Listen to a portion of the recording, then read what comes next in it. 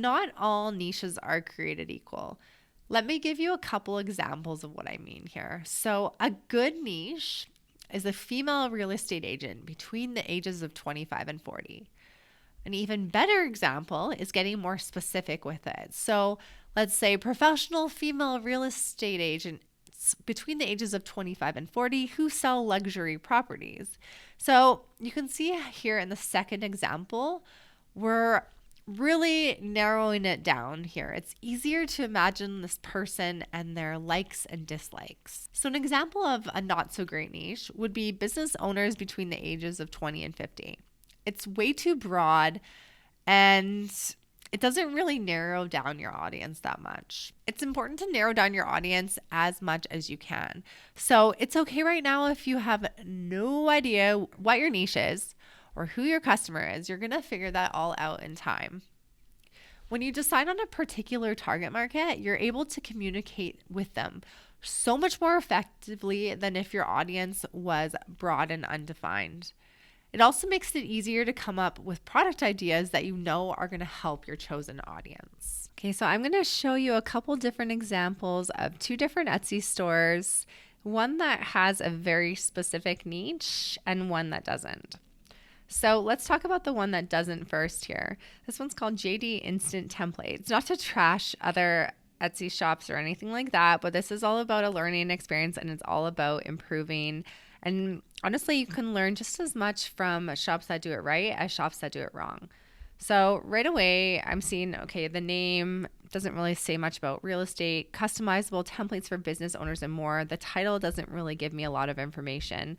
I do see a lot of real estate templates under their products.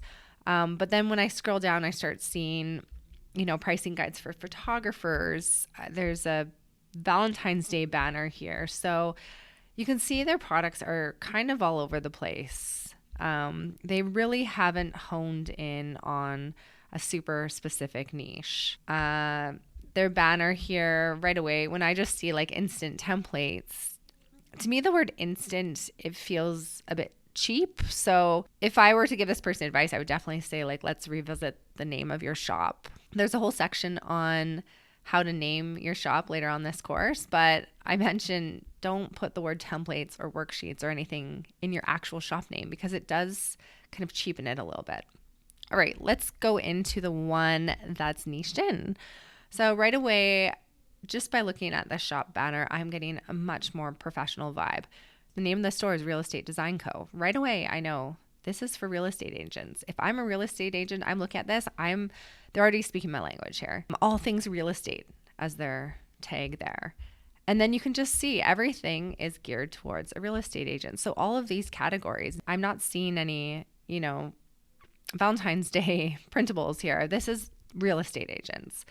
So I also love I want to mention the branding, the colors and the fonts are all on point. And we're going to talk all about how important this is later, but the shop's done a really good job of doing that. So yeah, you can see how the shop is doing a lot better than the other one. And the reason is because they've dialed in their niche. They're speaking to that classy, luxury real estate agent. So if you have a niche in mind already, I'm going to get you to pause this video shortly and close your eyes.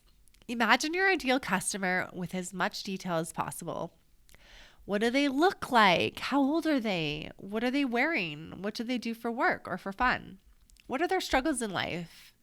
What do they love to do? So these characteristics of your ideal customer are going to give you a better idea of who you're designing your products for and what will help them in their life and in their business. So do that now. Pause this video and imagine your ideal customer. All right, now that you have that ideal customer in mind, we are going to write down 3 different niche ideas.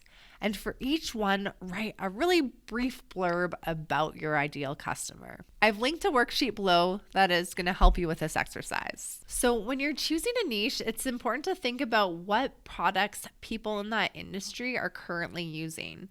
So can you think of 5 different things right off the top of your head that would be helpful to them in their business? So if you can think of those 5 things really easily, then this is a good sign that it's going to be easy for you to come up with product ideas down the road. If you're thinking of a niche but then can't actually easily brainstorm any product ideas, it's time to move on to your next niche idea.